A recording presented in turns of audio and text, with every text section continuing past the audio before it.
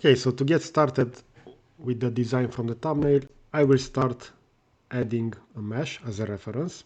So go up to Insert, Insert Meshes, and over here I will search from my desktop. I will search for Arnold STL. So this will be the reference. I will have this loaded, and I will also rotate it over here. So I want this to be snapped over here all the way to 90 degrees on the x-axis. Therefore, if I will go from the front view, it will look like this. We're also going to see that the STL reference has the reference over here on the middle. This is because the boost of Arnold over here, it's not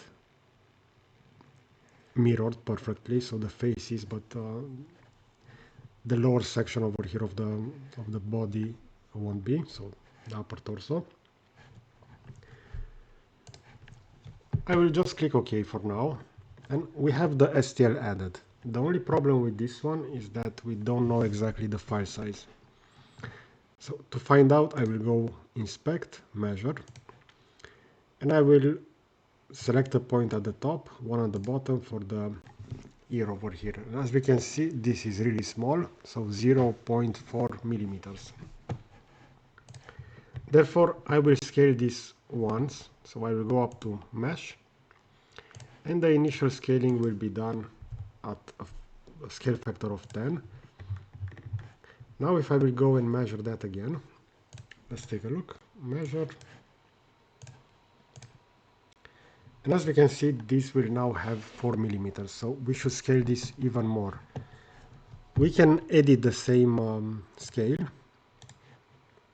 So if I will add over here a scale factor of 135.25, let's see, I want to go for the length of the ear of around 6.5 centimeters, so this should be around 65 millimeters. We can also use a simple calculus to find that out, or we can scale this a little bit more. So I will just scale this. And we're going to see that we should have around 63 now, with a scale factor of 150 over here. Okay, so that will be the reference. I will now center this by holding down the Alt and using the scroll. And I will go within the form workbench over here. Before I will create the initial form, I will also highlight the origin over here. And I will create a construction plane starting from this plane over here in the middle. I will bring it all the way to the right side of the screen and to the left side of the character. And I will add a plane at, for example, 85 or 80 millimeters distance. Okay, so now I will create the form starting from this plane. I will go to the right view, and I want to start this headphone design starting with a cube, so with a box. I will position this somewhere within the middle of the ear, and I will press tab in order to add in numeric values, so 65 by 65. I will click once.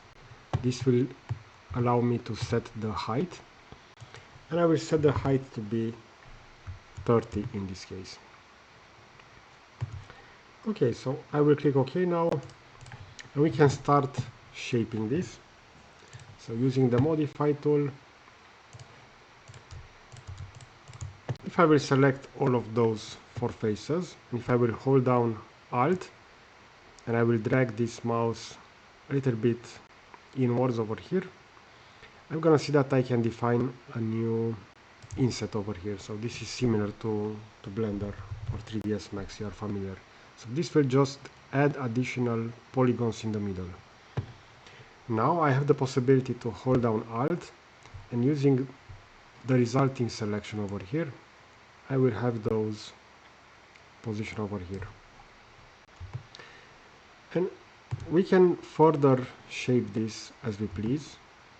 For example, over here, if I want to, I can scale this one more time, but not on that axis. So hold down Alt and not the arrow for translation, the arrow for scaling. And I will go this with 0.5 value. Afterwards, I will hold down Alt and I will add this geometry a little bit on the inside. Now, for the other side, we should make the area that will overlap the ear over here. So I will just hide, within the body, I will hide the reference. So this will be the mesh.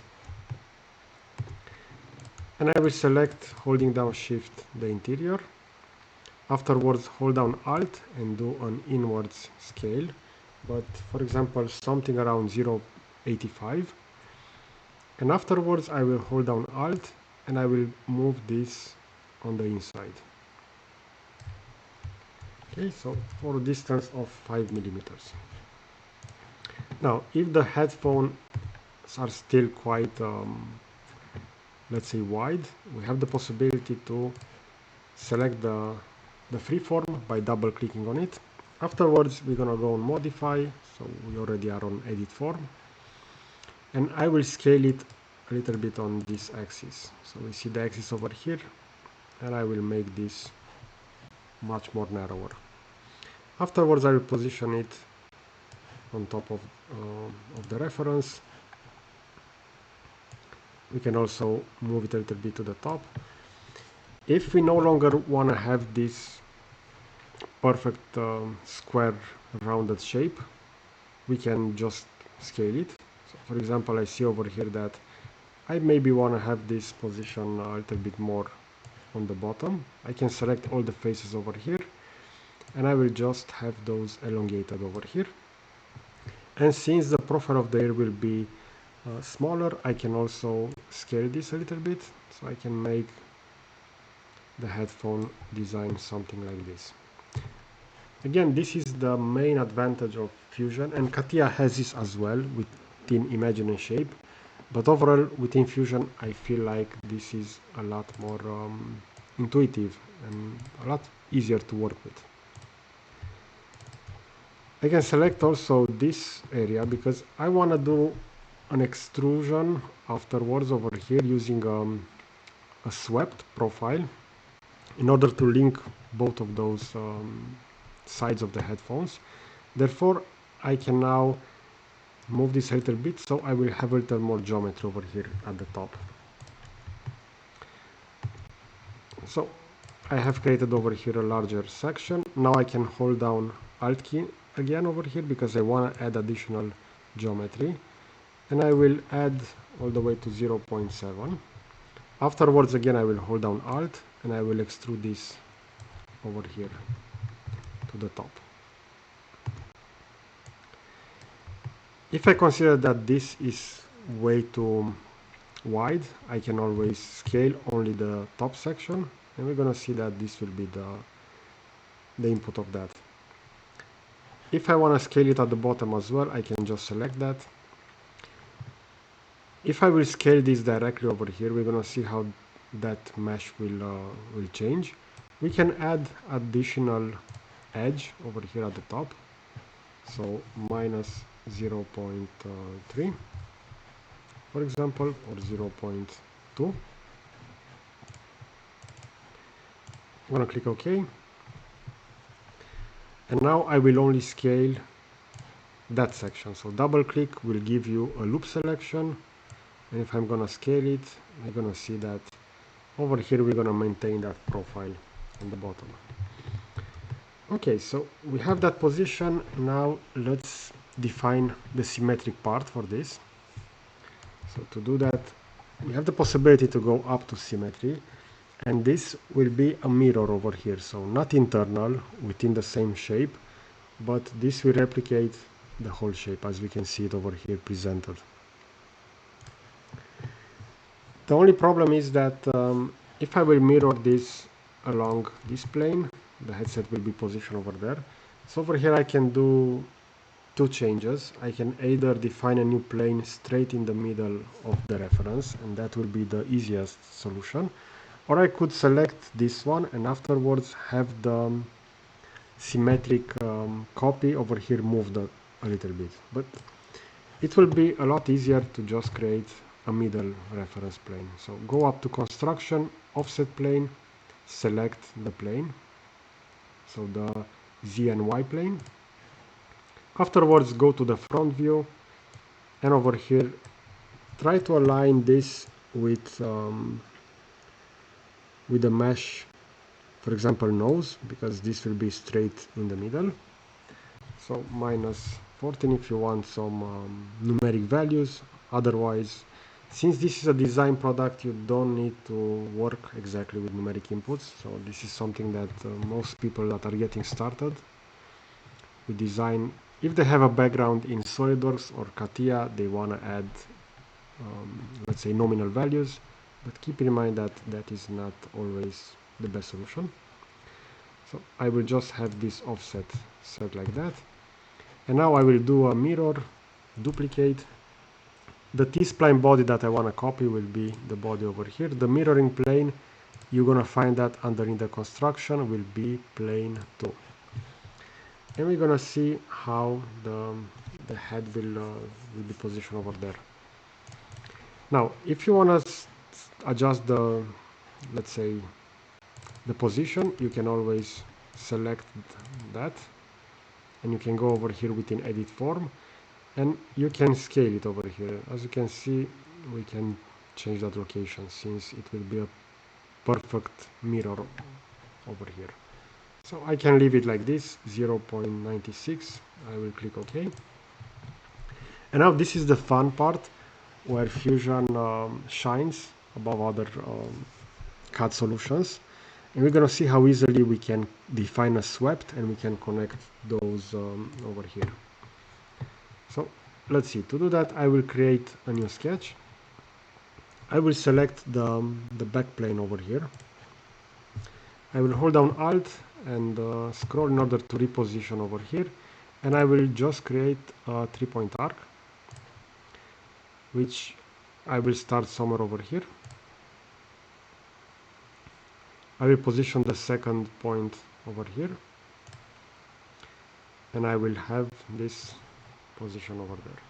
If you want to constrain them to be on the same horizontal, you can do that. You can select those, and we're going to see over here vertical, horizontal, and that will keep the same, the 2 points at the same reference, horizontal in this case.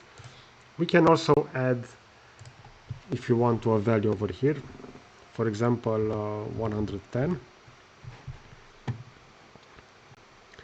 and afterwards we can change the radius over here, but with the form we can leave it like this for now.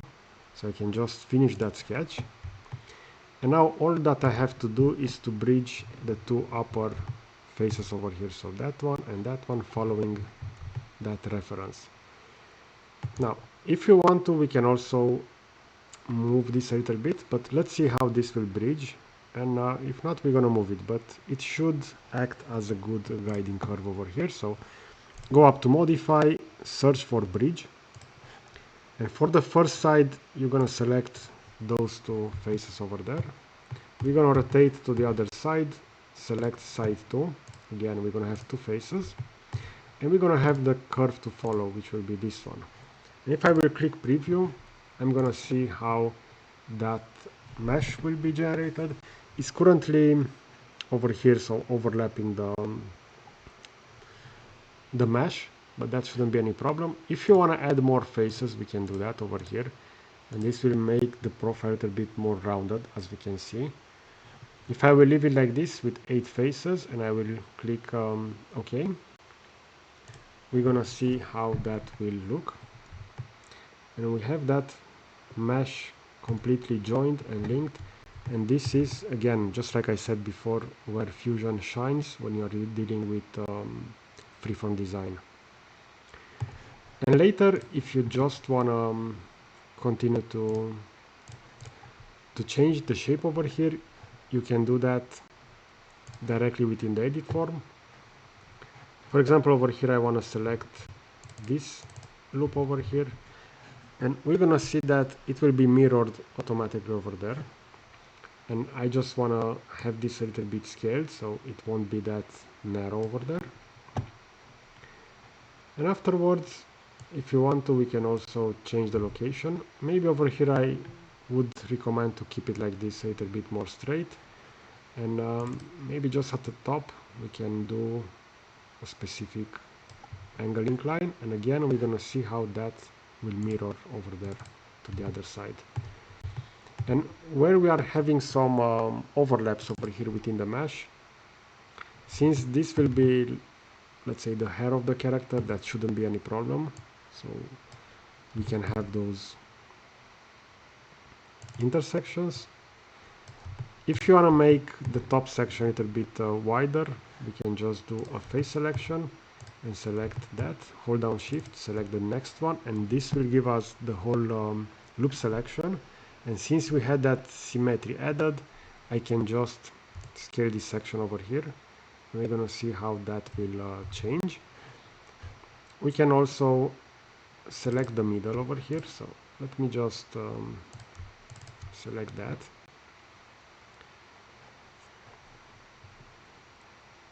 And scale it only over here. So you see how that will be different. So now we will scale it over here, but we won't have those two sections over there. So it all depends on the, let's say, the selection and how you use the tools.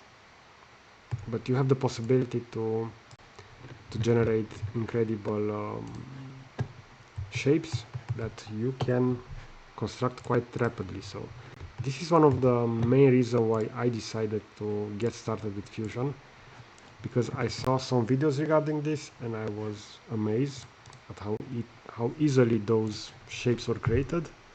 I was mostly into CATIA. So let's add over here, for example, cloth, or maybe I would want to add some plastic.